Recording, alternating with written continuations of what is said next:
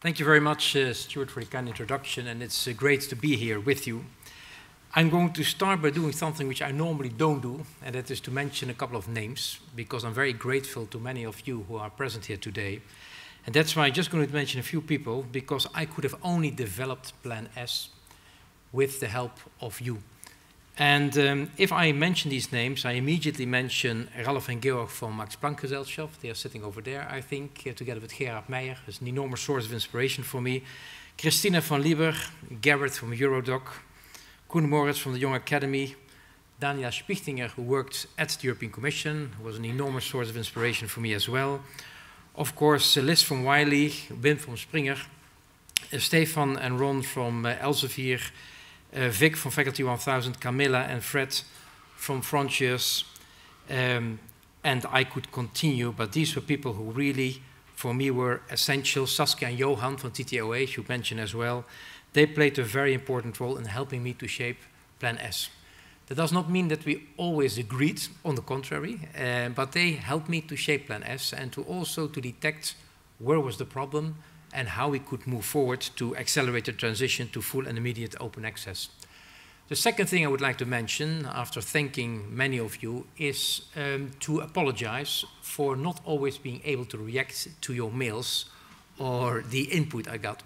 When we presented Plan S on the 4th of September, things went crazy. We received on that same day 70,000 tweets. And I received an avalanche of mails and phone calls. And normally I try to get back to everyone who sends me a mail, as many of you know, but it was just impossible to do that in the last 2 weeks because things have been really going wild. Just perhaps a couple of words about why I got this assignment and why it is from the European Commission so important that we really move forward on this. We have been talking about open access already for years, 20, 30 years. And you're all familiar with all these declarations and statements that things need to change and we need to really move to full and immediate open access.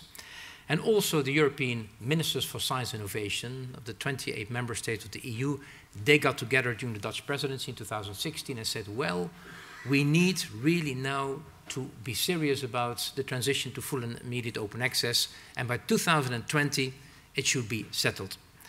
Well, then if you look at where we stand today, you see that we are not getting there by 2020. On the contrary, things are extremely slow. And that's why I was given this assignment to really look into the transition and propose policy measures to speed up the transition. And this is a mandate which is given to me by President Juncker himself. I report directly to him and to the vice presidents, which also shows, I think, the importance which the European Commission attaches to open access. I quickly saw where is the problem, but I also saw quickly where is the solution. And the solution for me was very clear. These were with the funding agencies.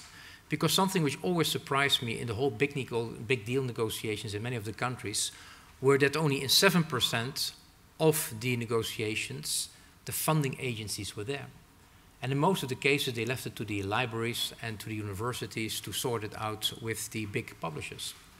While at the same time these funding agencies are responsible for, of course, the public purse.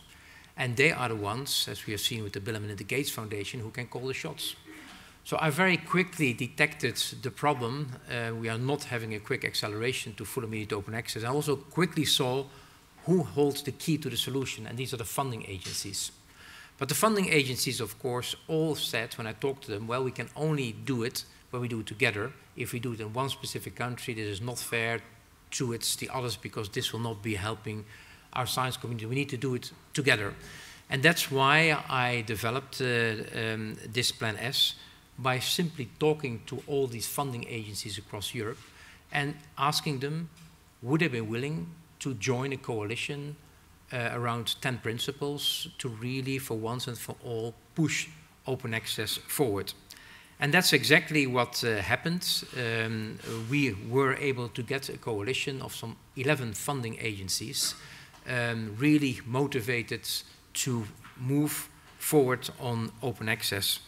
And you have all seen these 10 principles of Plan S. It is not rocket science. It's very much cut and paste from what the Bill and Melinda Gates Foundation is doing, who, by the way, you probably have seen it, issued a very nice statement of support to Plan S in the last couple of days. So it's not rocket science. It's very robust and very straightforward principles, but principles which are game changers. And the most important principle, which was on the previous slide, is, of course, if you get a grant from any of the funding agencies at national European level, you can only use that grant to publish in open access journals. That is the key principle. And then there are, of course, 10 other principles with regard to copyright, with regard to licenses, with regard to hybrid journals, which are very straightforward, quite bluntly formulated as a way to indeed accelerate the transition to full and immediate open access. I found an extremely good ally in this endeavor, Plan S, with Mark Shields, who is the president of Science Europe, this European Federation of National Funding Agencies, an extremely dedicated and motivated and intelligent person who immediately said, let's join forces, let's do this together, and spend a lot of his time, he's a busy person, in helping me to roll out Plan S and to indeed get support for it. I should also mention, since we are here in Austria, a key role which was played by the FWF. Falk is here in the room as well, an amazing organization. The boss there, Clement Tockner, is also a champion on open access. So I'm also grateful very much to the Austrians who are hosting at the moment this event for their support. Now, who are these funding agencies who are on board? They are listed here. We are still missing a couple of them, and as we speak, there are discussions going on in Finland, there are discussions going on in other countries, and people see if they can not sign up to it, and I hope indeed that this list will gradually grow. This is not a fixed list. We hope that Coalition S, which is built around Plan S, is going to grow. I'm also in touch with the big charities, the big foundations, like the Wellcome Trust, the Volkswagen Stiftung, Bertelsmann Stiftung, Gulbenkian, Boudewijn in Belgium, to see if also they cannot sign up to Plan S. And let's not forget, these foundations invest each year 5 billion euro into science and innovation. It's half the budget of Horizon 2020. So these are big players, so also going to work on them. Increasingly, we are also trying to reach out to other parts of the world to see if they also cannot get on board, because this needs to be a global coalition which hopefully then can accelerate transition to full and immediate open access. I will skip that one. First reactions. Again, on the first day when we presented Plan S, there were 70,000 tweets, and there were all kinds of fora which started and blogs which emerged and articles. And overall, they have been, I must say, extremely positive. Positive reactions from the science community, positive reactions from universities, LERU, the European University Association, really big statements of support from the science community. And of course, there's also criticism, because that would not be logical if there was no criticism. There are, of course, critical remarks made by the publishers. There are critical remarks made by certain scientists, and I think that's only fair, because this is quite a robust proposal, which is a game changer, and it would, I think, it would be very surprising if no one would oppose that or would have critical remarks on it. I've put here a couple of these positive remarks on a slide. Very inspired for me. Inspiration was Mrs. Vidal, the French minister. She was the first one who in July already, before we presented Plan S, gave her support openly at the big conference, the LIBER conference in Lille. She was the very first politician who said, I want to personally commit to it. Also the UK government, very outspoken, very quickly in support of Plan S. So it's just been amazing how many senior persons have been signing up to it, including Commissioner Moedas, of course, but as obvious, I work at the Commission, so I'm backed up by the Horizon 2020 troops. Besides all these, say, comments and reactions, a lot of them from organizations, the STM, LERU, EOA, what touched me most in all these reactions were the personal reactions. And I've put one on the slides here, and that's from a student in India. And if you read it, I think it speaks for itself. And I received a lot of these reactions from individual scientists from Mexico, from Brazil, from Pakistan, from India, just, you know, being grateful for the work we are doing. And when I had to reply to all these hundreds of mail which I received, I give priority to those ones, because these were for me the most touching and the most moving. So this is what I had to say, and I keep it short, Stewart, deliberately, because I think it's much more interesting that we have a debate afterwards, because I want to hear your views. I want to see to what extent you can contribute to Plan S. My agenda is very clear for the next months. First of all, to extend the coalition of funding agencies, and I mentioned already the foundations, like the Wellcome Trust I would like to reach out to. I'm very grateful for the Bill and Melinda Gates Foundation who signed up. Secondly, I want to look for many more statements of support from organizations, learned societies, academies, groups of researchers, to really say we are behind you. And then we are starting work on the implementation plan of Plan S. There's going to be a dedicated task force created, composed of a lot of members from Science Europe, and they are the ones who are going to, together with me, then work on an implementation plan, which I want to be ready by the end of the year. And this will cover very clearly issues like what will be the cap on the APCs, how long will we have a cap, so very clear, detailed arrangements for implementing Plan S. I count on all of you to contribute to that. I count on all of you to continue the dialogue and debate. And again, we will not always agree, but I know one thing, and if we do not take robust measures, we are having another 10 or 20 years of debate, and I just think we can't afford that. One final person I would like to thank as well, because I skipped a number of names I saw. Jasmine from Bril is here as well, present in the room. So again, I may have skipped a lot of names of people who came to see me, who inspired me, who gave me information, who told me how the world of publishing goes. And again, very grateful and sorry for if I did not mention the names of all the people who came to see me and sent me inputs to help me Plan S. Thank you very much.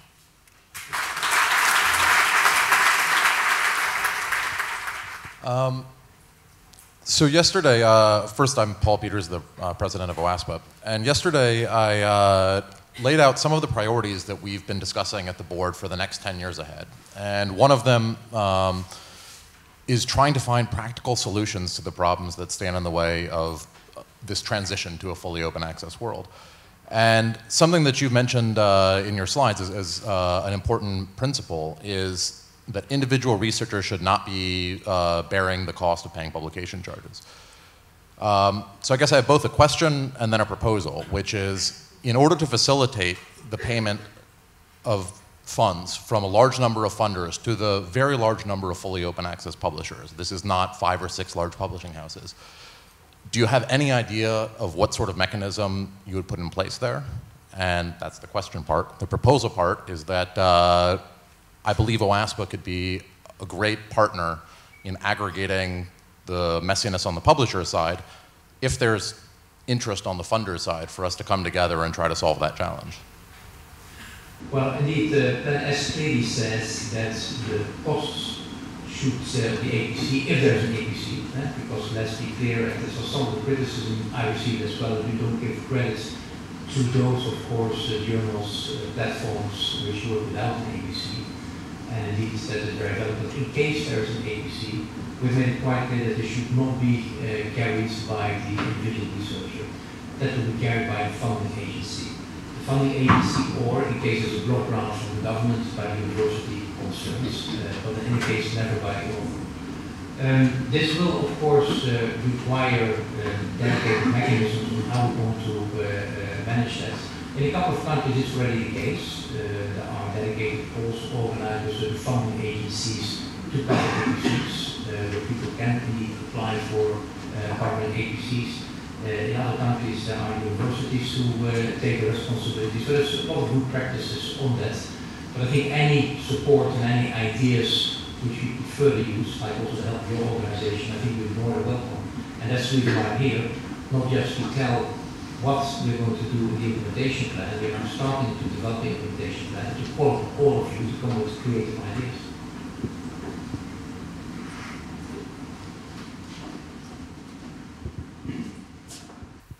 David Prosser from Research Libraries UK. Can I pick up on this question about the implementation plan? Is it your intention, or is it the intention of the funders that they would all share one plan, or will there be variations amongst the different funders with some nuances and differences in how they implement Plan S? Plan S is an integrated approach, so it's not a menu which you say I go for a dessert only. You have to go for the whole meal. All these principles are linked to each other, and the funding agencies, the 11 who are signed up to it, include all 10 principles. And I think we have to be extremely careful that we are seeing in one part of Europe that they only implement the first 3 principles, in another part of Europe, no. This should be a coherent package, also they should have a level playing field, which is still very important to respect.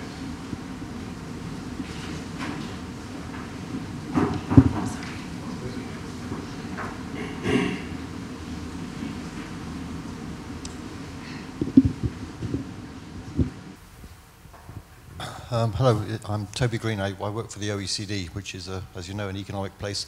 And I'd like just to quote another economist, Milton Friedman, said, "We economists don't know much, but we do know how to create a shortage. If you want to create a shortage of tomatoes, for example, just pass a law that retailers can't sell tomatoes for more than 2 cents a pound." Now, I noticed that you've put price caps in as part of Plan S. I'd like to understand a bit more about what you intend to do there, and so that you don't end up creating a shortage of tomatoes. This is one of the mostly debated parts of Plan S, is whether we should have a cap or not. I'm very much pushing myself for the cap. The people from the DFK, by the way, who are also in the discussions, although we didn't sign finally, not yet, we're very much pushing for a cap. To avoid, of course, that when we go full Monty with Plan S, that we see suddenly EPSCs being put forward of 9,000 euros, 6,000 euros, 8,000 euros. So the idea would be to first have a cap for a limited period of time to stabilize the market, and then let go of the cap. Something similar happened in Switzerland. We had a cap, as you know, and then they got rid of it. So that is something which we are thinking of, notably again to avoid that we have an explosion of costs in the first year or 2 years that we implement it.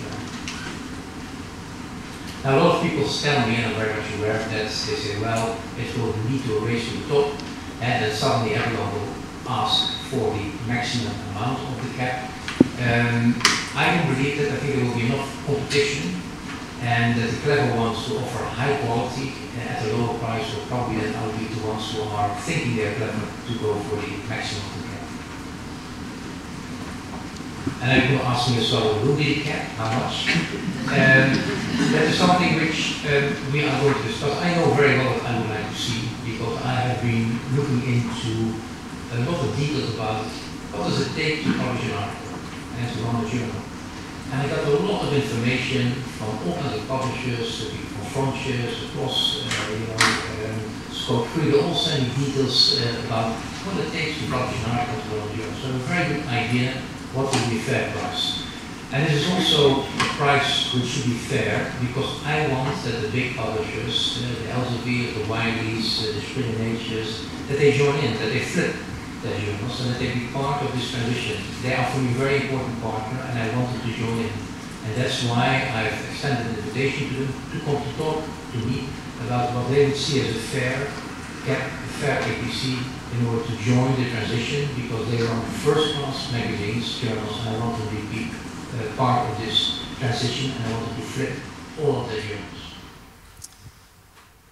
Saskia de Vries from the Fair Open Access Alliance. We've been discussing this before, but as you say yourself, you get different prices from different... Oh, Okay, we've been discussing this before, but you have been hearing different prices from different publishers, which is normal, because it also depends on in which discipline you are publishing and how big your journal is. So we would like to suggest to you that you also include the transparency of the APC or the publication costs, because that way you would get a market working, people can compare it, and you can be fair in what you cover. So if a publisher has little costs and a low APC or low publication cost, you just pay less than if it's a very high one, but they can reason it. I think a very fair point, Saskia. We discussed it before. I think this transparency, as you have mentioned, it should be part of the game, of course. That's something which we will put as a condition, that there's full transparency about pricing, and that there are no surprises or hidden costs which we have to know. Peter Kraker from Open Knowledge Maps. I have a question that relates to Peter Suber's comments on Plan S, and one of his remarks was that the language around the open access infrastructure was not particularly clear, and his argument was, and I tend to agree with that, is that the infrastructure around open access should also be open, meaning open source and open bibliographic and bibliometric data. So I was wondering what your thoughts were on this. Well, he's a person who I admire a lot, and I follow everything which he reads. And I like very much that in his article, which I'll be referring to, which is I think read by all of us, he makes it very clear that even if it's not perfect, he will sign up to it immediately. And so this is something which I like very much. But he's quite clear about the fact that we don't give enough credit to the, say, the diamond and platinum routes. He's very clear that with regards to the green, because I don't want to use the word green, that we have to be a bit more nuanced. And he talks about infrastructures. We have a sentence there about infrastructures, that we are willing to invest, and we talk about funders, in infrastructures where they are not yet available or where they are necessary. And look at the European Commission, and you've all seen the call which they have launched to get it to create a dedicated platform. Well, this is of course an infrastructure which is supported by the public purse. So that is something which we definitely will look into. What type of infrastructures are we going to set up or to support in order to really get this transition on the road and reach the target 2020? Any more questions?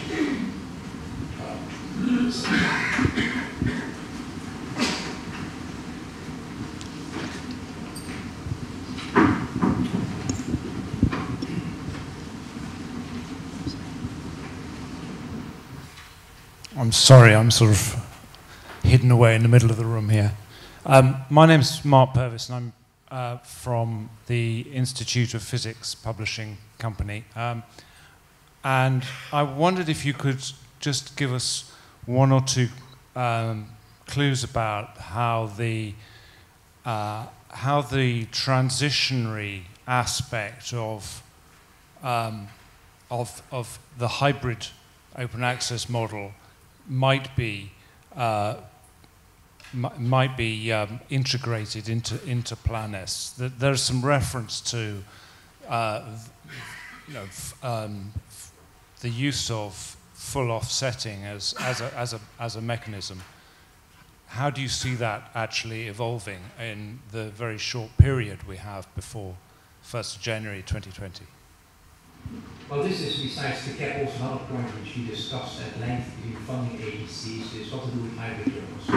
But I don't like them at all, to be quite frank, and I only see their usefulness as a form of transition, or as Max Planck calls them in the context of the transformative agreements, the offsetting agreements. And in a number of countries, like in Germany, there are negotiations going on where hybrid journals are used for a limited period of time in order to facilitate the transition to full and immediate open access. And there we clearly say in the preamble to Plan S, there's no problem whatsoever with that. But we will not like to see hybrid journals as a new cash cow for the next 20 years to come. That should not be the case. In other words, hybrid journals should not become a new business model, which they are about to become. that is what's not acceptable. But where they are part of a transition agreement or transformative agreements, as people from Oxfam quote, we have no problem whatsoever with that. For a limited period of time, not more than 2, 3, max 4 years.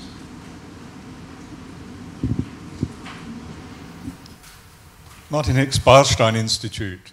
Robert Jan, you mentioned that there's not enough credit being given to platinum and diamond open access publishers, and we are a platinum open access publisher and do agree with this point. Have you got any specific plans in Plan S to redress the balance and support platinum and diamond more? Well, if you look at the principles, we say in case there is an EPSC, so indirectly we of course talk there about diamond and platinum. But I take that criticism, and I think it's fair. We should have given much more credit to this. And it's my mistake. We should have mentioned it explicitly, because that's something which I like a lot, and I see fantastic work being done by your organization. So therefore, Plan S will not change. We stick to 10 principles. So we're not making 11th principle and about platinum or diamond. But in the whole implementation plan which we're developing now, we certainly will give the reference to that. Hi, Ros Pine, Springer Nature. Plan S mentions that books are part of the plan and that you would like to see the same principles for books, but perhaps at a different timescale. Can you tell me a little bit about your thinking about open access for books? What sort of timescale are you envisaging, and have there been any discussions about how you might get us there for books? I didn't get it. What's the plan for books and timescale? Okay. This is another big discussion which we had between the funding agencies, what to do with monograph reviews. And it was interesting, and I'll first straightforward. Originally, someone said we need, in the principles from S, make an exception for social science humanities. And I said, no, that's something which I don't want. We can make an exception for monograph books, but not for a single discipline, because then we have, again, one discipline we single out. And then we started to debate about the possible situation for monographs and books. And I talked to a lot of organizations, publishers, and Stewart mentioned well the discussion in London on that. The people say, you know, we're not going to make it by 2020. It's not realistic. We had between the funders enormous difference of dates. Some said 2022, others said 2026. At the end, we agreed not to have a deadline for that. Although many people say, well, you treat it differently, we should also have been much more strict on monographs and books. But at the end of the day, you have to let the funding agencies come to, I think, a compromise. And the compromise was there only to leave it open and therefore not have a specific deadline. It does not mean that we will be not on the back of those who produce the monographs and books. So of course we keep a close eye on it, and I would not exclude that in the implementation plan we would say a few more words about how we would like to see monographs and books develop towards full and immediate open access over the years to come. Katrina McCallum from Hindawi. There's been a lot of pushback from both publishers and some academics about the restriction on their freedom to choose where to publish.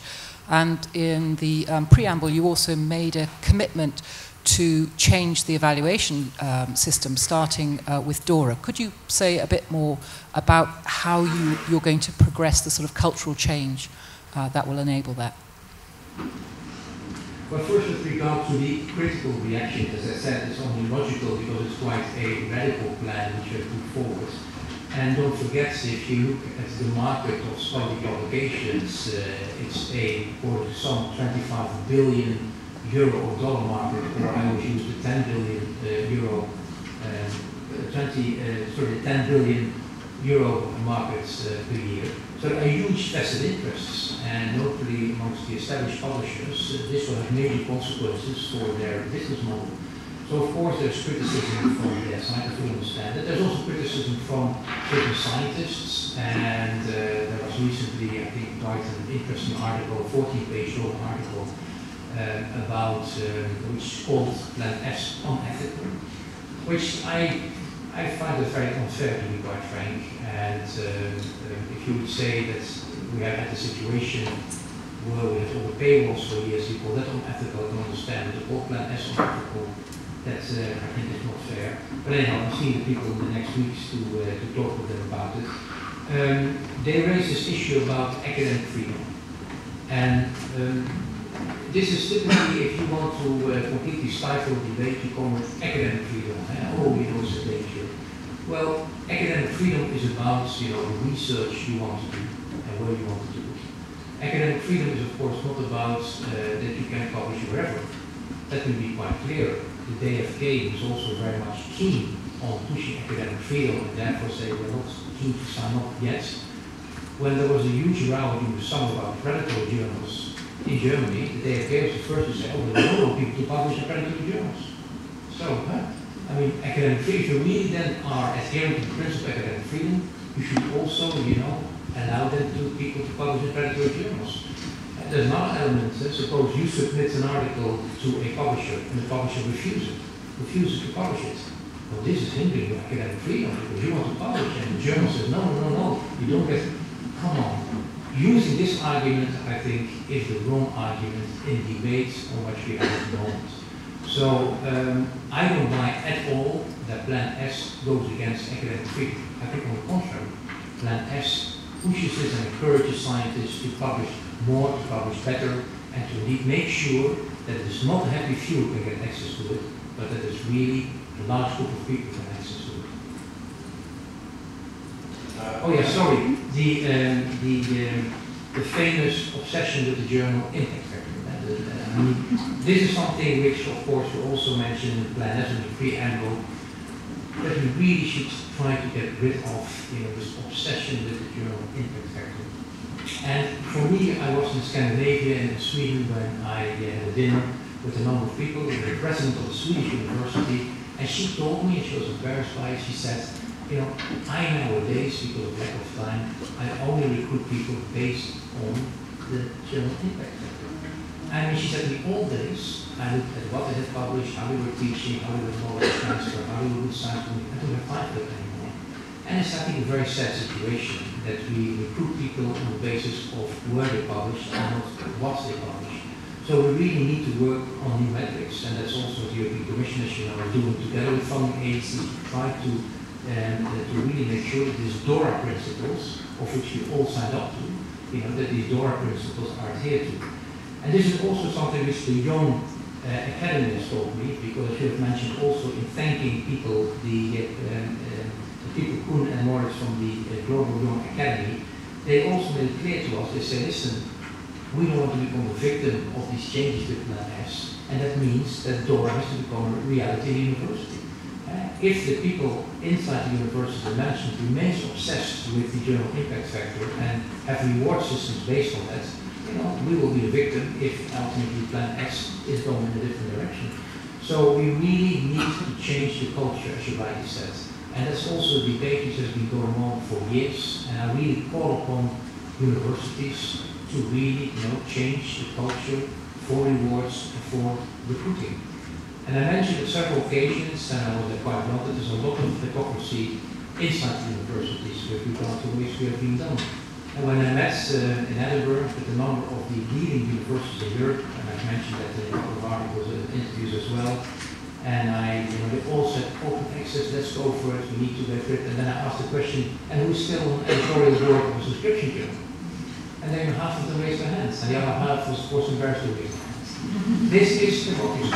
If you really believe in open access, you want to build the paywalls, you know, you go walk the walk. We talk the talk, this is. Okay, excellent. That's a good note for you, so thank you very much. Oh, okay, we've got one more question. Hi, thank you. Hi, I'm Amy Nixon from Emerald Publishers in the UK. We're predominantly social sciences publisher, and we're a mixed model, so we still have a number of subscription journals. And just over a year ago, we took the decision to remove our embargo period across all of our journals, so we operate zero embargo. I was just wondering, as the ultimate aim seems to be a full flip to gold journals, can you see that making green irrelevant or phasing out over time, if that's the way that that's going? I don't use green, I don't use gold in my talk. We have principles, there's no embargo. We have principles, APC-based system, or when there's no APC, the betterment option. So from that point of view, embargoes are not part of something which we would like to see. So people ask me, and I still use green. Green was why we first published a subscription journal, and then afterwards, you know, there's after an embargo of 12 months, we then can do our archival and put things in the repository. This is not compatible with plans, also. However, those communities, like many mathematicians, who are sharing papers between themselves before they publish it, they organize their own peer review. Perfect. The whole self-archiving and working with specialized repositories is fantastic. But not first in a subscription journal, and then after an embargo, you know, no, that is not in line, not compatible with plans. Okay, that will be clear. Thank you very much. Thank you to all our speakers. Again,